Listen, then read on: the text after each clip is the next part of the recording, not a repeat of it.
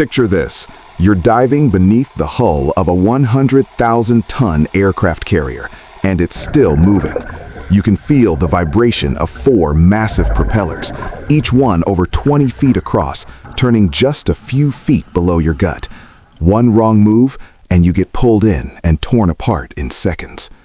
This isn't a simulation. This is a real job, and the people who do it almost never make the news. They're called master divers, the highest title in the U.S. Navy diving community, and one of the most brutal qualifications any military branch on Earth has ever created. Out of hundreds of active Navy divers across the fleet, only around 60 people hold this title at any given time. You could serve 20 full years, dive hundreds of times, and still not make it. Not because you didn't work hard enough, but because the standard never drops. Their job isn't just calm water inspections. These are the people who go under the hull of an aircraft carrier while its propellers are still spinning, out in the middle of the Pacific Ocean, while the ship is on a full operational mission. But this video isn't only about them, because there's another threat facing American carrier strike groups every single day. A threat with no weapons, no sonar, no missiles, but one that has forced the most advanced warship on the planet to change course and shut down all its sonar systems. That threat is alive, and the story is way stranger than you'd expect. Getting into Navy diving isn't easy to begin with. It starts with a 7-week prep school at Great Lakes to confirm you've got the baseline physical and mental foundation.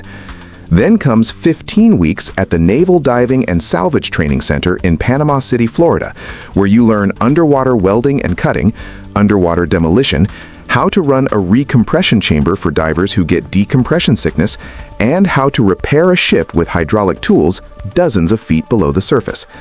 Graduate from that, and you're officially a Navy diver. But Master Diver is a completely different level. To earn that title, you need a long track record as an experienced diver. You need to pass a series of advanced courses, and, hardest of all, you have to prove in front of an evaluation panel that you can lead, supervise, and take full responsibility for the lives of your entire team in any kind of underwater emergency. It's not just about being a great diver. It's about keeping your head clear when everything starts going wrong at the same time. And that standard has nothing to do with brute strength. A diver who panics at depth can kill himself and his whole team faster than most people realize. That's why the biggest part of the Master Diver evaluation tests your mind, not your body. Their responsibilities include hull inspections, salvage operations at extreme depth, underwater demolition, rescue operations for submarines trapped on the ocean floor, and, most relevant to this video, underwater ship repair and hull maintenance on ships that are still actively operating. And there's one more responsibility that rarely gets mentioned. If a team member gets the bends in the middle of an operation, the Master Diver runs the entire recompression chamber procedure. If someone dies, he's the first person everyone looks to for answers. A Nimitz-class aircraft carrier is 1,092 feet long. Picture 3 football fields laid end to end, weighing 100,000 tons, with 4 propellers, each over 20 feet in diameter, generating speeds above 30 knots. When there's damage to the hull, a crack in the plating, a bent propeller, or a damaged shaft, someone has to go down there and check it. And that ship isn't always in a position to stop or pull into a port. The official name for this work is ship husbandry diving, and it covers everything from emergency repairs to routine maintenance like clearing off marine growth on the hull, checking plating condition, and physically inspecting the propellers and shafts. But the most extreme version is when an emergency dive gets called with no warning because the damage can't wait. This is where physics starts working against you. Even at low speed, the water pressure under a moving hull creates what's called a boundary layer, a fast-moving current that follows the shape of the hull. Get too close to the hull as a diver, and the pressure sucks you right into it. Get too far away, and the current sweeps you off, and you lose all control of your position. Then there's the propeller threat, which is far more serious than just spinning metal blades. The hydrodynamic turbulence a spinning propeller creates doesn't need to physically contact your body to kill you. The rotational current it generates is powerful enough to throw a human body around like a rag doll in seconds. That's why every dive involving the propeller area requires the entire propulsion system to be fully locked out, with one person physically stationed next to the throttle controls for the entire operation, just to make sure nobody touches it. Divers working under the hull use a surface-supplied air system, not independent scuba gear. Their air hose runs all the way back up to the ship's surface. That hose is their only lifeline for both air and communication. For much deeper work, they switch to saturation diving, a method where divers live inside a pressurized chamber for weeks at a time without ever returning to normal atmospheric pressure, because the repeated pressure changes from going up and down are actually more dangerous to your body than staying at high pressure consistently. Think about what that means. You're living for weeks inside a metal tube not much bigger than a cramped bathroom. You go out to work in the deep ocean every day, then come back into the same tube. No sunlight, no freedom to eat what you want. Even your voice changes. The high pressure causes helium in your breathing gas mix to shift your vocal frequency higher, like you've been sucking down a balloon. And every single decompression decision has to be perfect, because one small miscalculation can cause nitrogen bubbles to form in your bloodstream and permanently damage your joints and brain tissue.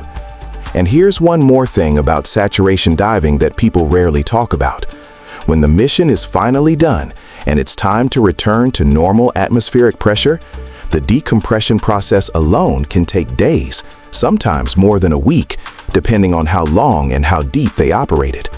The whole time, they're still in the chamber, pressure dropping slowly and gradually, letting their bodies adjust.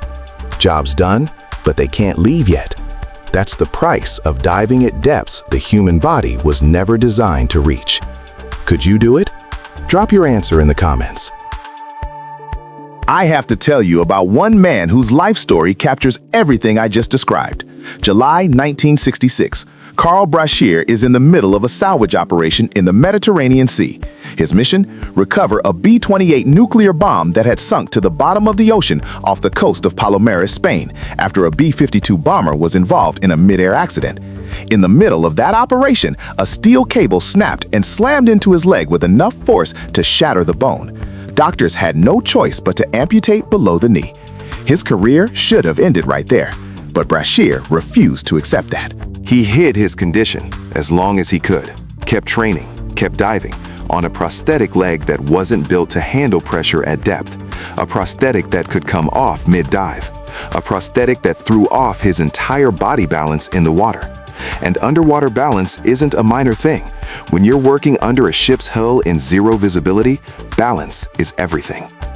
4 years after that amputation, in June 1970, Carl Brashear graduated and became the first black master diver in U.S. Navy history. He went on to retire in 1979 as a Master Chief Boatswain's Mate after 30 years of service. His story was later brought to the big screen in the 2000 film Men of Honor. But the most important thing about Brashear's story isn't the movie. It's what he proved. That the Master Diver title isn't about having a perfect body. It's about having a mind that never finds a good enough reason to quit. Now I want you to completely shift your perspective. Every threat I've described so far, water pressure, propeller turbulence, decompression sickness, those are all threats that have been anticipated with manuals, protocols, and thousands of hours of training. But there's one whole category of threat you can't prepare for that way. A blue whale. On a sonar screen, the acoustic signature a blue whale puts out is nearly indistinguishable from a submarine. The size reads similar, the depth is comparable. Under certain conditions, the movement pattern can even look like a submarine executing an evasion maneuver. During the Cold War, there are documented cases of sonar operators classifying whales as enemy submarines. And in 2 documented incidents, torpedoes were actually fired before a correct identification could be made. That's not a military thriller plot. That's documented history. Then there's the more immediate physical problem, whale strikes.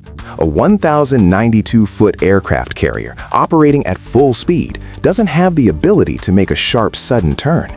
And at certain speeds, the window to avoid hitting a whale near the surface gets dangerously narrow. A collision like that isn't just dangerous for the whale, it can damage the ship's hull, which circles us right back to where this video started. Somebody has to dive under there and check it. That's why every ship in a U.S. Navy carrier strike group now carries trained lookouts on 24-hour watch specifically to monitor for marine mammals. The protocol is strict. When a whale is detected within a certain radius, all active sonar systems must be shut down immediately because sonar waves can disrupt a whale's navigation system and cause it to surface unexpectedly, right in the ship's path. Up on the flight deck, there's another threat coming from the air. A bird strike into a jet engine's intake during flight operations can trigger catastrophic failure on the spot. On an aircraft carrier's flight deck, where jets are launching and landing in a tight cycle around the clock, one bird strike at the wrong moment can set off a chain reaction involving multiple aircraft and active fuel lines nearby. That's why the Navy runs the Bird and Wildlife Aircraft Strike Hazard Program, which actively tracks bird migration patterns along carrier operation routes, and under certain conditions can actually change the flight schedule based on migration data alone. Below the surface, there are sharks, and their presence around an aircraft carrier isn't a myth. A ship that size generates food waste, puts out a heat signature from its cooling systems, and produces consistent engine vibration around the clock. All of those are natural signals that draw sharks in from a wide radius. For the master diver and his team, this isn't about fear. It's a real operational variable that gets evaluated before every single dive.